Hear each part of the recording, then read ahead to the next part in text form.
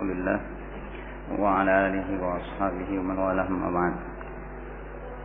Qala Syekhul Islam rahimahullah ta'ala bab qaulillah ta'ala wa minan nasi man yattakhidhu min dunillahi andadan yuhibbunahum ka hubbillah. Ini beliau rahimahullah Syekhul Islam menjadikan ayat ini sebagai judul bab. Sebagian ulama mengatakan mungkin maksud beliau pembahasan tentang mahabbah. Pembahasan tentang mahabbah. Artinya beliau masukkan ke dalam kitabut tauhid karena ada di dalam perkara mahabbah tersebut yang membawa pelakunya terjerumus ke dalam syirik. Bahkan syirik akbar. Sehingga kemudian mungkin beliau menunjukkan ini buktinya di dalam ayat tersebut. Disebutkan oleh Syekhul Islam pula, ini maksudnya kalau yang ini Syekhul Islam Muhammad bin Abdul Wahhab, disebutkan oleh Syekhul Islam Ibnu Taimiyah bahwa perjalanan manusia kepada Allah itu digerakkan oleh tiga perkara, digerakkan oleh tiga hal yang harus ada di dalam perjalanan mereka menuju kepada Allah. Yang pertama adalah al-mahabbah, yang kedua al-khauf, yang ketiga adalah ar-raja.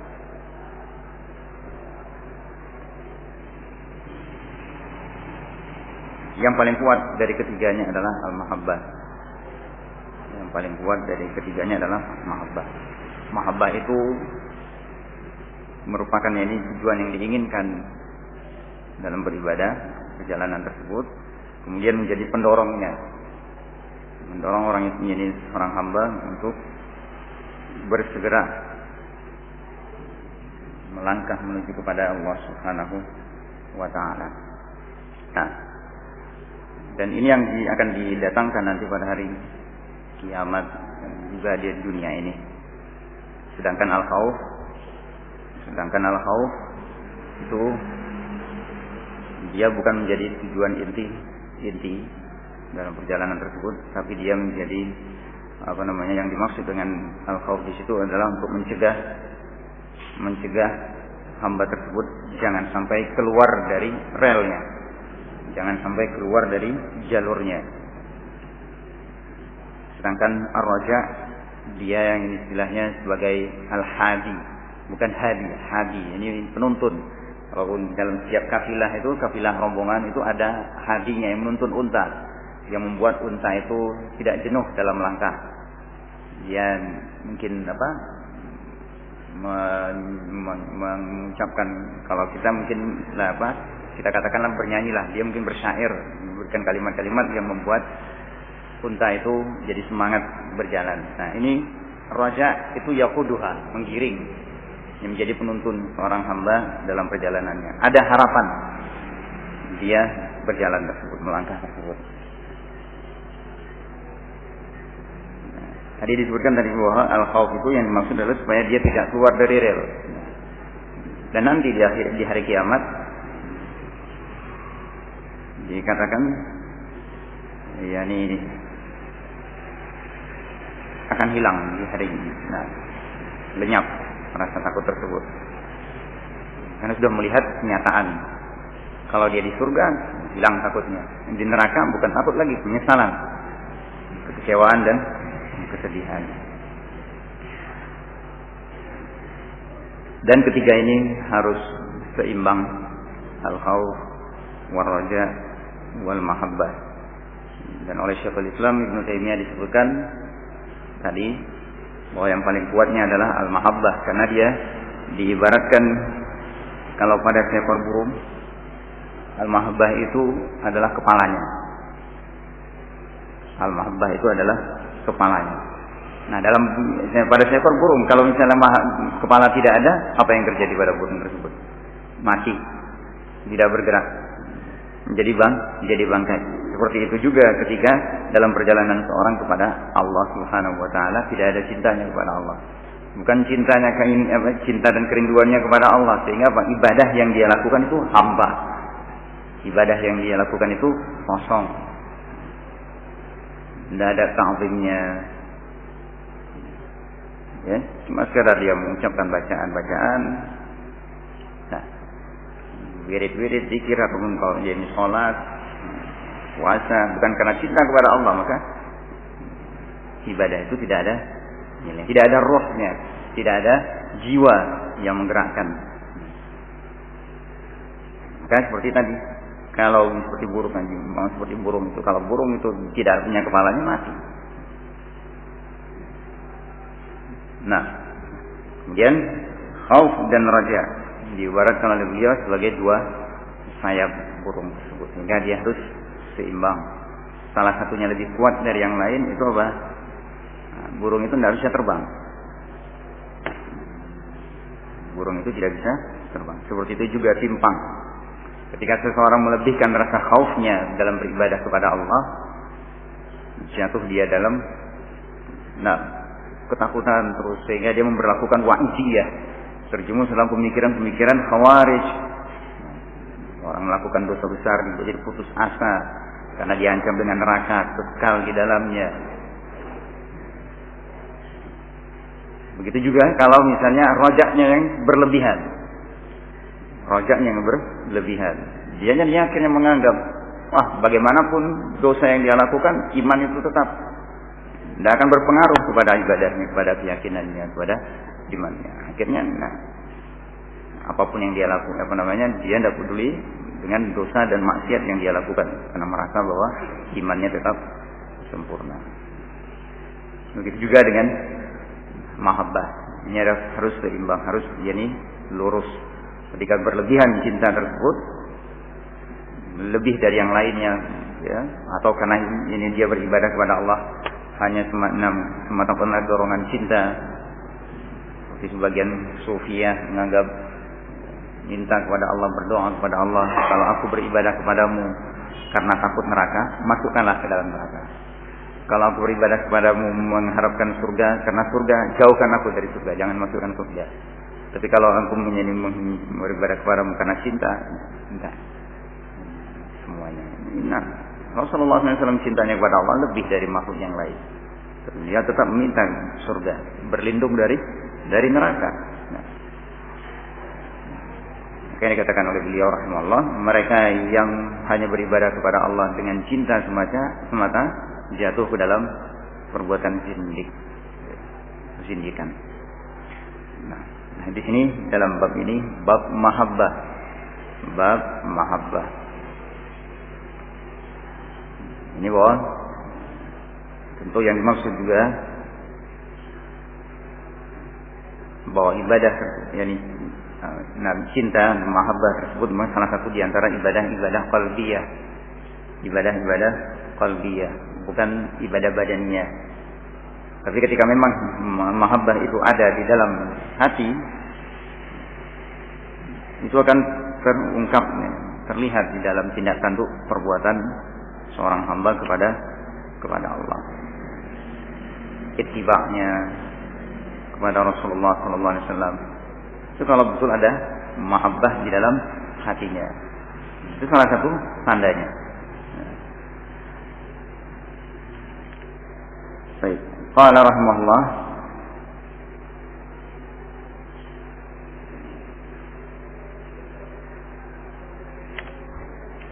wa qawlihi ta'ala, qul in kana aba'ukum wa abna'ukum wa ikhwanukum wa ashiratukum wa amwalukum yaqtaraftumuha wa tijaratan takhshawna kasadaha wa masakin tardawnaha ahabba ilaykum min Allah wa rasulihi wa jihadin fi sabilillah fatarabbasu ahabbu ilaykum min Allah wa rasulihi wa jihadin fi sabilillah fatarabbasu hatta ya'ti amrullah. Nah, fatarabbasu hatta ya'ti Allahu bi amri, itu lengkapnya ayat tersebut. Nah. yakni ayat ini untuk menunjukkan bahwa ketika seorang hamba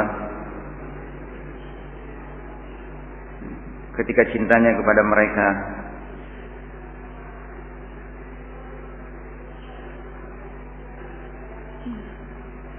kepada benda-benda ini, kepada makhluk-makhluk ini mereka lebihkan daripada Allah dan Rasulnya, maka tunggulah. Dalam ayat itu kan Allah menyatakan fatarabbasu hatta ya'ti Allahu bi amri. Nah, tunggulah, itu ancaman dari Allah. Itu berarti ada ancaman, peringatan keras. Kalau kalian lebih mencintai ini, lebih mencintai orang-orang tua, leluhur, lebih mencintai anak, lebih mencintai harta daripada Allah dan Rasulnya, lebih mencintai itu semua daripada jihad fisabilillah, maka tunggulah. Menjadi sebab uqubah, menjadi sebab turunnya hukuman, karena Allah menyebutkan hatta fatarabbasu. Ini rad bihi tahdid, ancaman. Hati-hati kalau sampai ini makhluk ini hal-hal seperti ini lebih mendominasi kalian sehingga menelantarkan perintah-perintah Allah, larangan-larangan Allah. Nah, dia lebih menurut kepada lebih menurut patuh kepada orang tuanya daripada kepada Allah Subhanahu wa taala. Karena cintanya kepada anaknya, dia melanggar larangan-larangan Allah. Kan ada yang seperti ini. Cintanya kepada Allah membuat dia cintanya kepada anak membuat dia enggak mikir lagi apa yang dilarang oleh Allah untuk seperti ini. Terjadi pencurian, pembunuhan, perampokan. Kalau yang di kantor-kantor mungkin ada yang mungkin korupsi, manipulasi, menipu. Kenapa? Cintanya berlebihan kepada anak itu sehingga dia dan lebih dia dahulukan cinta kepada anak-anak tersebut daripada cintanya kepada Allah. Sehingga apapun yang diinginkan oleh anak-anak tersebut dia dahulukan, dia kedepankan. Tidak peduli kalau itu melanggar apa yang dilarang oleh Allah, termasuk jalannya. Ya, kepada orang tua juga demikian. Anak-anaknya baik ini merasa hutang budi pada orang tuanya, berbakti pada orang tuanya, anggapan dia. Ketika orang tuanya menyuruh dia untuk hal-hal yang bertentangan dengan apa yang ditetapkan oleh Allah, dia dahulukan orang tuanya. Tidak boleh demikian. Dan Rasulullah SAW pun mengingatkan, la ta'ata li makhluqin fi ma'siyatil khaliq. Tidak ada ketaatan kepada makhluk dalam mendurhakai al-Khaliq.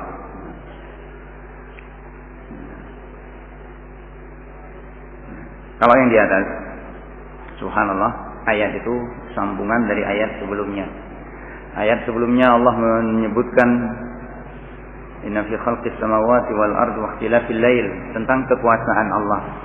Ayat 164 itu Allah menyebutkan tentang kekuasaan Allah mencipta langit dan bumi. Kemudian perubahan, pergeseran malam dan siang. Wa tasrifir riyah, Allah mengatur peredaran angin. Kemudian menurunkan hujan ya ke tanah-tanah yang tandus sehingga lalu menghidupkan tumbuhan tanah tersebut. Ahya bil ardh ba'da mautiha wa batta fiha min kulli dabbah, dan menyebarkan berbagai bentuk berbagai jenis binatang ternak di muka bumi.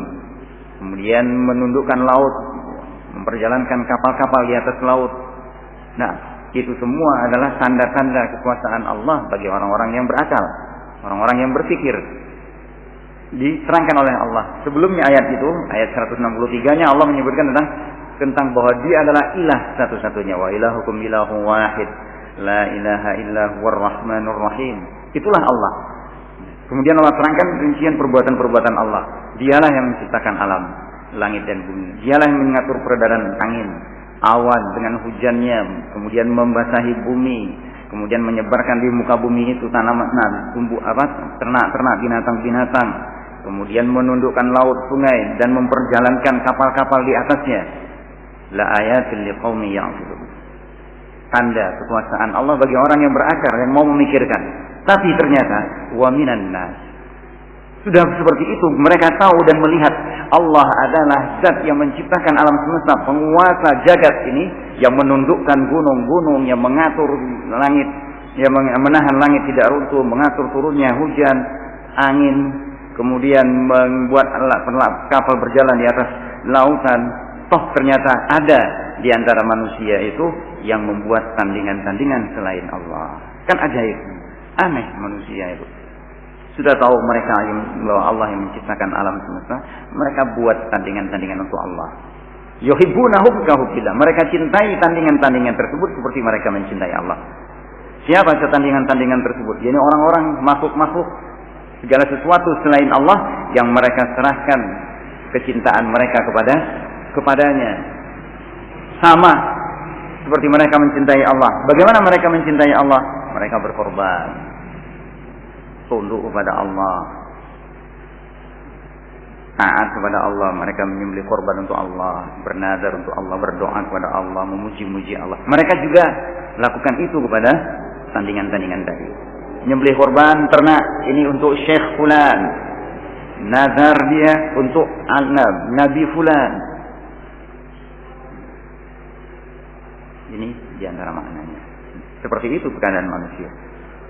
Walladzina amanu, padahal orang-orang yang beriman itu asyaddu hubban lillah, sangat keras, sangat besar cinta mereka kepada Allah. Mereka hanya mencintai Allah, tidak mencintai segala sesuatu selain Allah. Kalau mencintai sesuatu selain Allah, mereka mencintainya karena Allah.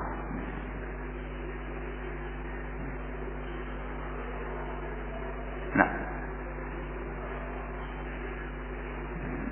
jadi apa yang ini? Jadi mahabbah ini adalah amal ataupun amaliyah qalb, ini merupakan amalan hati.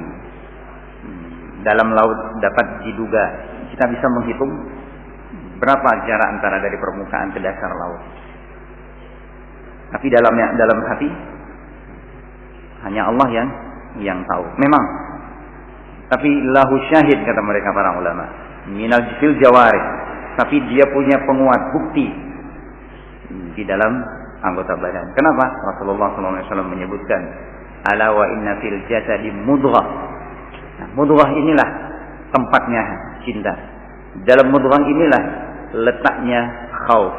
Di dalam mudghah inilah adanya tawakal, adanya khasyah, adanya raja, adanya raghbah, adanya rahbah, adanya khusyuk. Di dalam qalb tersebut, idza saluhat saluhal jasadu kulluh. Kalau mudghah itu baik jawarihnya, anggota tubuhnya yang lain pun baik, matanya, tangannya, lisannya, telinganya, kakinya, itu jadi baik. Kalau di dalam hati itu ada cinta yang benar kepada Allah, maka tangan, kaki, mata, telinga, mulutnya pun itu berbuat sesuai dengan cinta yang ada di dalam hatinya. Kalau ada di dalam hati itu khauf, maka tangan dan kaki itu pun juga berbuat sebagaimana ada khauf di dalamnya. Dia akan terkontrol. Ada yang menjaga, dia berbuat terayun, menggenggam atau memberi atau menerima, itu karena ada yang mendasari dia takutnya kepada Allah, sehingga dia tidak menyentuh sesuatu yang diharamkan, dilarang oleh Allah. Ada cinta di dalam hatinya, maka dia berbuat sesuatu yang membuat Allah ridha, membuat Allah suka.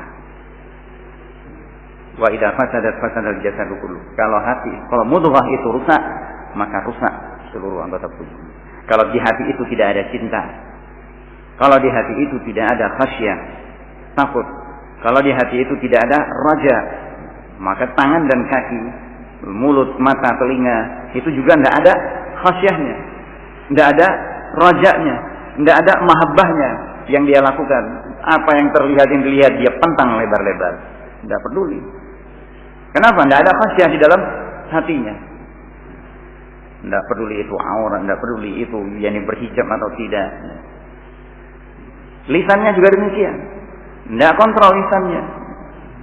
Karena nggak takut hatinya kepada Allah, nggak ada rasa khasyahnya, mau caci maki yang keluar, atau kata-kata kotor yang keluar, atau lahun, hal yang sia-sia keluar, nggak peduli. Ya, ketika nggak ada di dalam hati itu khasyah, mahabbah, raja, nggak ada zikir. Kenapa? Nggak ada punya harapan kepada Allah. Ya, memang itu amalan hati. 3 perkara tersebut, mahabbah, khauf, raja. Itu amalan hati. Enggak ada yang tahu kecuali Allah. Betul. Lauknakillahu syahid fil jawarih. Apa buktinya? Hadis Nabi sallallahu alaihi wasallam. Sehingga dikatakan oleh Ibnu Abbas, hasanah itu membuat hati itu bercahaya. Ya, membuat cahaya dalam hati. Cerah di wajah, bersinar dan cinta di hati orang lain. Badan pun apa? Badan pemiliknya ringan dan semangat untuk melakukan hasanah ini tadi. Untuk melakukan hasanah itu tadi. Kalau yang di dalam hati itu sayyi'ah, hati itu gelap, wajah pun suram, badan pun tidak semangat untuk melakukan ketaatan, malas mau mengamalkan sunnah, bersegera kepada ketaatan kewajiban, merasa berat, atau kalau jalan seadanya, sekadarnya. Nah, ya ini kalau hati itu diselimuti oleh kegelapan, wajahnya tidak cerah, tidak bersinar, badannya malas untuk melakukan ketaatan, dan kebencian, ketidaksenangan di hati orang lain. Orang yang melihatnya sudah senang.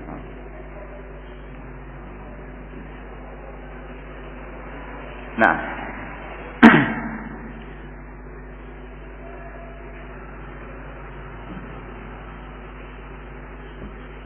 qala rahimahullah an Anas radhiyallahu anhu anna Rasulullah sallallahu alaihi wasallam qala la yu'minu ahadukum hatta akuna ahabba ilayhi min walidihi wa waladihi wan nasi ajma'in. Akhraja dari Anas bin Malik radhiyallahu anhu qala Rasulullah SAW, tidak sempurna. Jadi ini kalimat-kalimat la yu'minu ahadukum itu seringnya diartikan, dimaknakan oleh para ulama, bukan berarti sama sekali tidak beriman sampai ada ini, tidak, tapi tidak sempurna iman salah seorang dari kamu, iman kamu itu sampai aku lebih dia cintai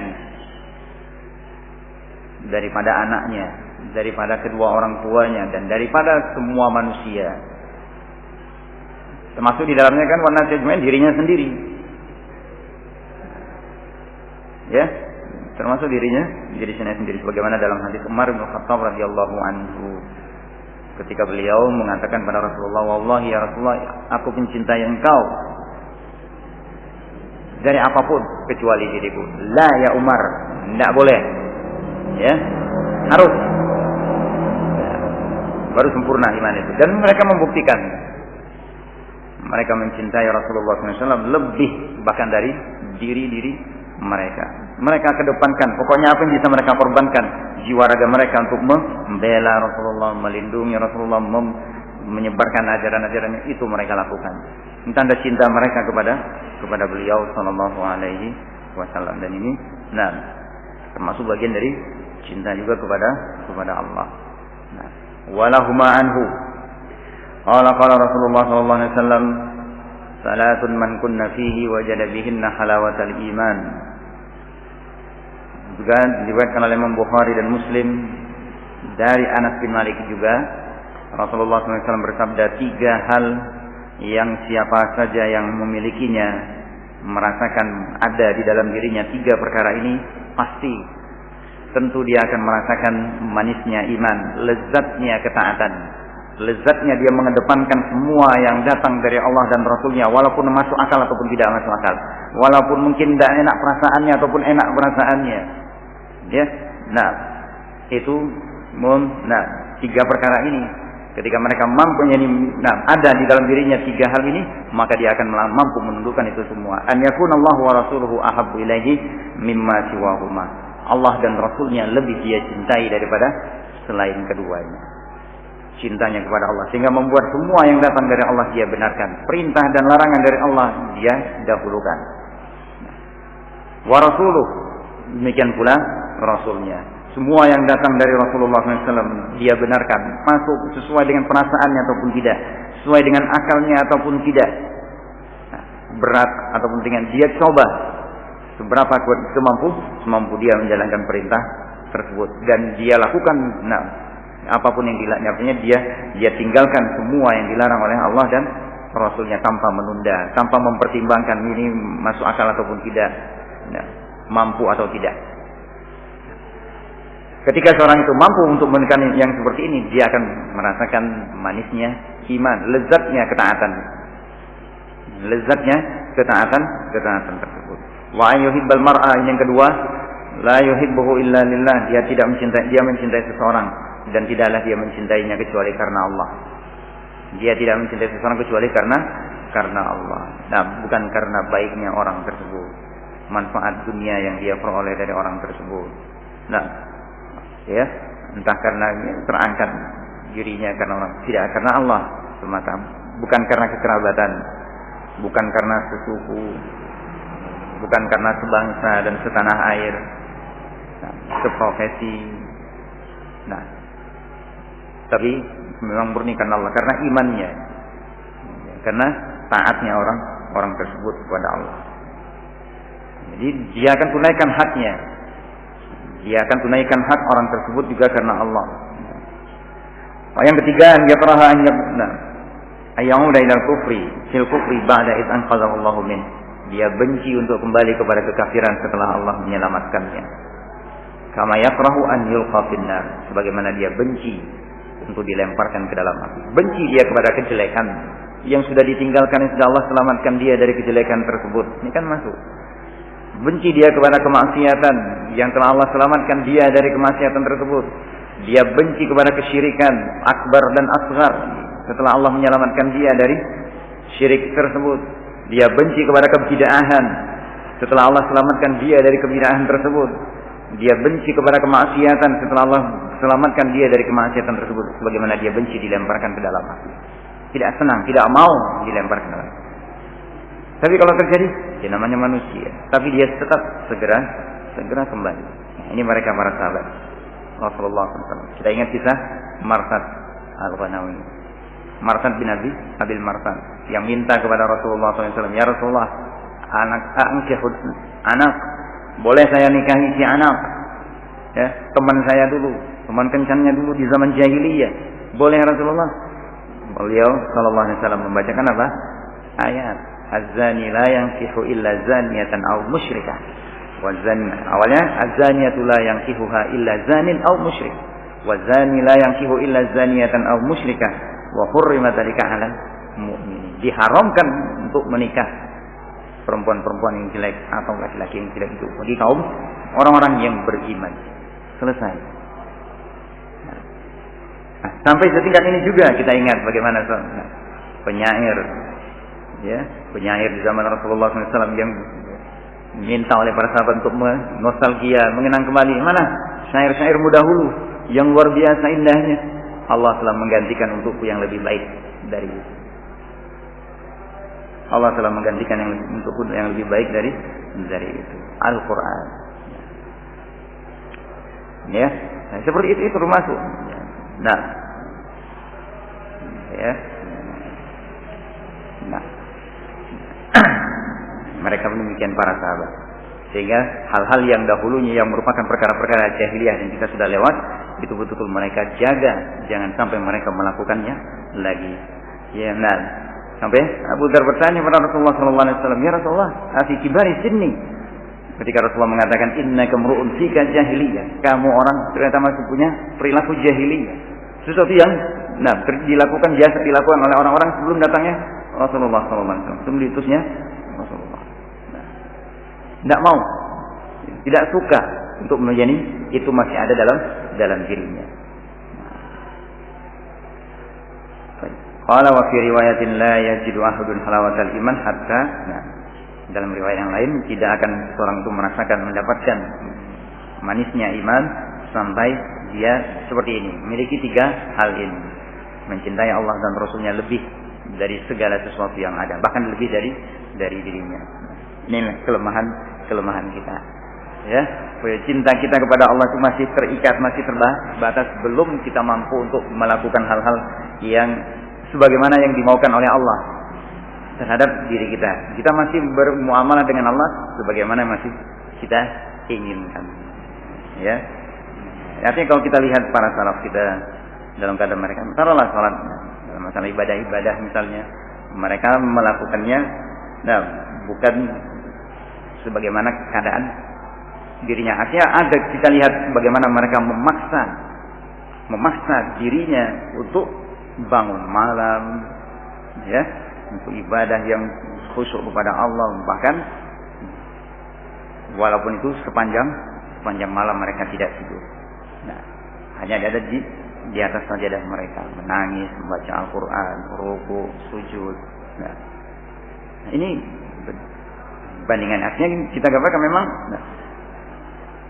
itu adalah kelemahan kita dibandingkan orang-orang pendahulu umat ini. Nah, ada di antara mereka yang mungkin walau sampai panah nempel di tubuhnya itu tidak digubris sholat. Nah, sholat tetap sholat. Sholatnya tetap sholat. Dalam keadaan mencabut panah, darah mengucur sudah. Nah, ini mereka paksakan itu apa? Karena cinta mereka kepada Allah. Sehingga yang ini keadaan dirinya capek, ngantuk.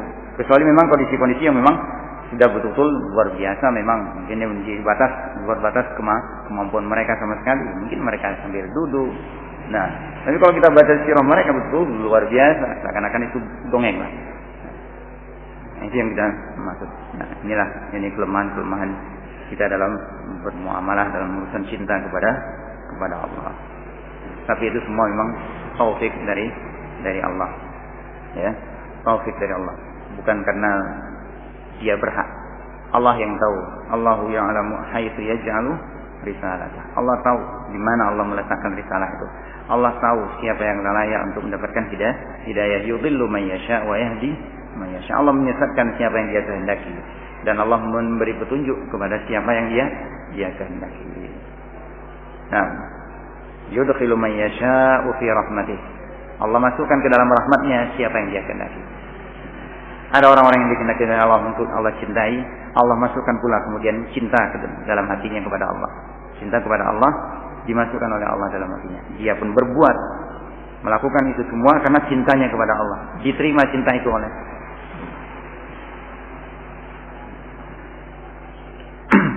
Nah, wa an Ibn Abbas radhiyallahu anhu ma qala man ahabba fillahi wa abghada fillahi wa wala fillah wa ada fillahi fa innama tunalu wilayatullahi bidzalik.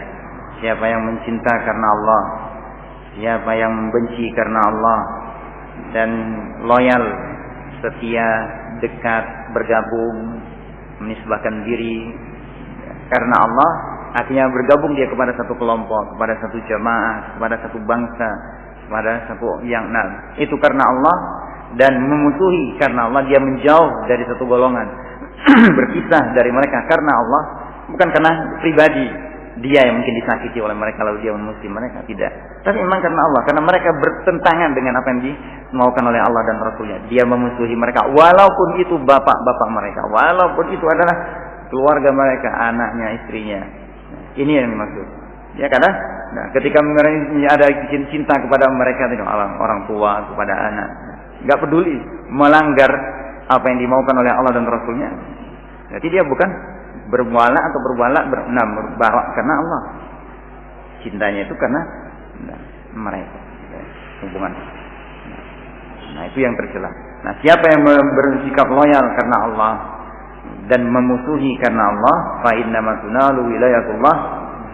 Kewalian atau kecintaan Allah itu hanya diperoleh dengan cara seperti itu, tidak ada lain. Nah, seorang dicintai oleh Allah adalah ketika dia mampu berbuat sikap seperti ini. Nah, membenci karena Allah, cinta karena Allah. Nah, benci kepada orang lain misalnya, bukan karena dia yang disakiti, bukan karena keluarganya disakiti, tapi karena memang karena orang itu memusuhi Allah dan Rasulnya. Sudah. Walaupun yang membenci itu adalah bapak-bapak. Makanya Allah katakan, la tajidu qauman, akhir surat Al-Mujadilah. Tidak kamu dapati satu kaum yuwaduna man adallahu rasul. Man apa? La tajidu qauman yu'minuna billahi wal yawmil akhir yuwadduna man haddallaha wa rasulah. Tidak akan kamu dapati orang-orang yang beriman kepada Allah itu mencintai orang-orang yang menentang Allah dan Rasulnya, walau kanu aba'ahum aw abna'ahum. Walaupun yang memusuhi itu, walaupun yang menentang itu adalah bapak-bapak mereka, walaupun yang menentang itu adalah anak-anak mereka, keluarga mereka, tidak peduli. Sehingga mereka siap untuk bertempur, nah, demi membela agama Allah. Nah, menampakkan kepada Allah cintanya kepada Allah. Nah, seperti itu juga yang ditunjukkan oleh Nabi Ibrahim dengan siapnya menerima perintah dari Allah lewat mimpi untuk menyembelih putranya Ismail. Apakah dengan adanya kehadiran putra ini cinta Nabi Ibrahim berubah kepada Allah? Terkurangi cintanya kepada Allah? Ternyata tidak.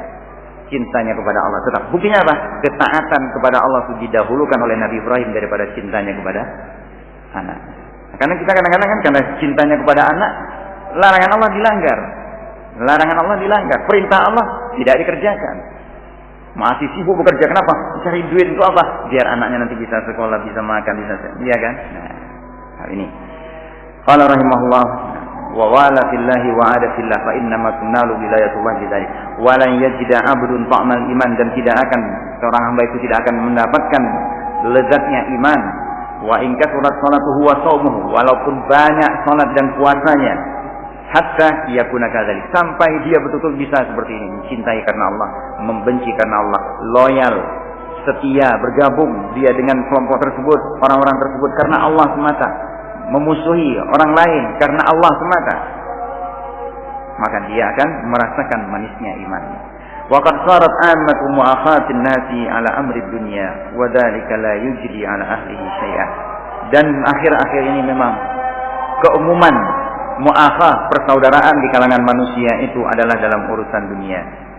Sebagian mereka menyebutkan hadis ini, riwayat ini lemah, tapi kenyataan memang di zaman itu sudah mulai muncul. Mungkin tidak, ya, di situ disebutkan, bahkan disahihkan oleh Syalbani, walaupun sebagian ulama mengatakan lemah. Nah, di zaman Ibnu Abbas, di zaman Qurun Mufaddalah, generasi terbaik, masih generasi-generasi yang dipuji oleh Rasulullah SAW, para sahabat masih ada, orang-orang terbaik umat ini masih ada. Ternyata hubungan persaudaraan di antara manusia itu bukan karena Allah, tapi karena urusan dunia, karena dia baik, dipinjami atau dibantu, diberi kerjaan, ya, diberi jabatan. Akhirnya apa? Loyalnya luar biasa. Di zaman itu sudah ada. Wala yujdi ala ahlihi syai'an, tidak ada gunanya. Kama dhannukum law ra'a ma nahnu fi.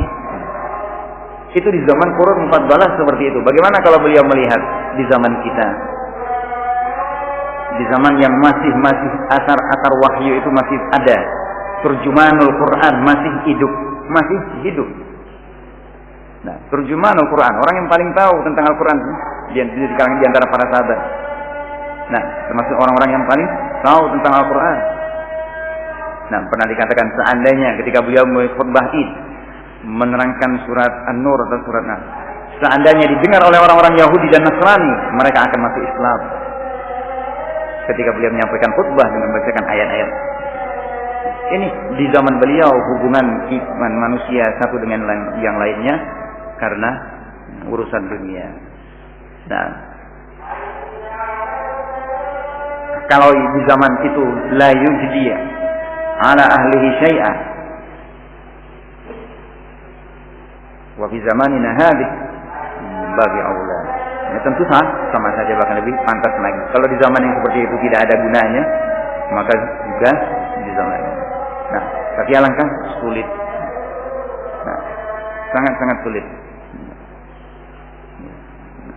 Qala rawahu Ibnu Jarir wa qala Ibnu Abbas fi qouli ta'ala wa taqatta'at bihim al-asbab qala al-mawaddah. Lanjutan dari ayat tadi dalam bab tadi, dalam judul. Nah, jadi taqatta'at bihim al-asbab, yakni ketika orang-orang istabarra alladziina tubi'u min alladziina ittaba'u wa ra'aw al-'adzab wa taqatta'at bihim al-asbab, yakni ketika orang-orang yang diikuti berlepas diri, para pemimpin, para tokoh berlepas diri dari orang-orang yang mengikutinya, memusuhi, nggak kenal, seakan-akan nggak kenal lagi. Nah, ya, putus hubungan cinta yang dahulu ada di antara mereka.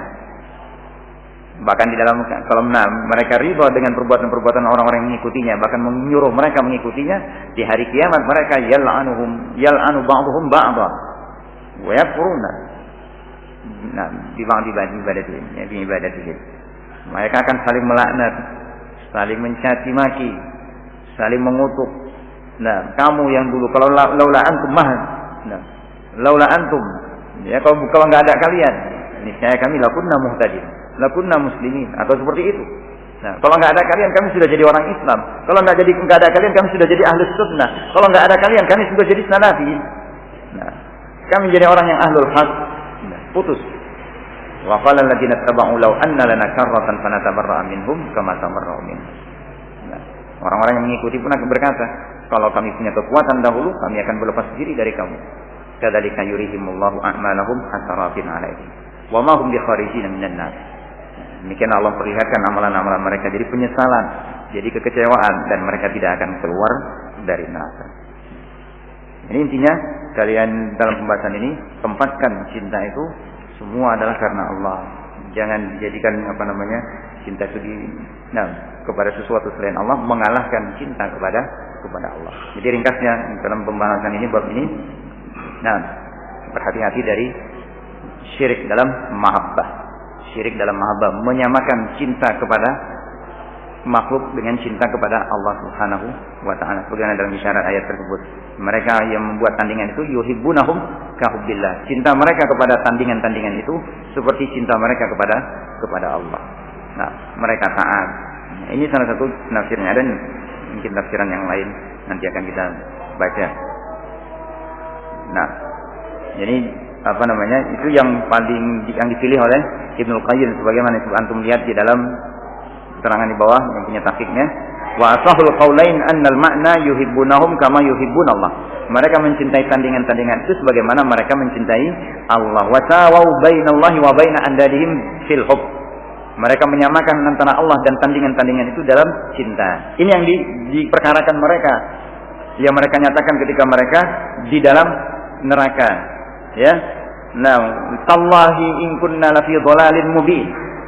Dalam surat Asy-Syu'ara, ketika mereka bersumpah, demi Allah, kami betul-betul dalam keadaan sesat dahulu. Idnu sawwikum bi rabbil alamin, ketika kami menyamakan kamu dengan Rabb semesta alam. Dalam hal apa? Mereka menyamakan tandingan-tandingan itu dengan Allah. Dalam hal mencipta? Tidak. Mereka tahu yang mencipta adalah Allah. Dalam hal apa? Memberi rezeki. Mereka tahu yang memberi rezeki adalah Allah, bukan. Dalam hal apa kata para ulama? Fil mahabbah, dalam hal cinta. Wallahu a'lam. Nah, kemudian Allah menafikan dalam ayat itu, menafikan sikap orang mukmin tidak seperti itu. Walladzina amanu asyaddu hubban lillah. Orang yang beriman lebih kuat cintanya kepada Allah. Tidak seperti cinta kaum musyrikin. Orang musyrikin cinta kepada Allah, cinta pula kepada tandingan itu sama seperti mencintai Allah. Kaum mukminin tidak mencintai tandingan-tandingan tadi. Ya, mereka hanya mencintai Allah. Wallahu a'lam. Baik, bila benar mudah-mudahan bermanfaat. Nanti insyaallah kita akan baca keterangan Syekh Sa'di tentang maksud pemaparan Syekhul Islam tentang bab ini dan memasukkannya dalam bab Kitabut Tauhid. Yang jelas tadi. Nah,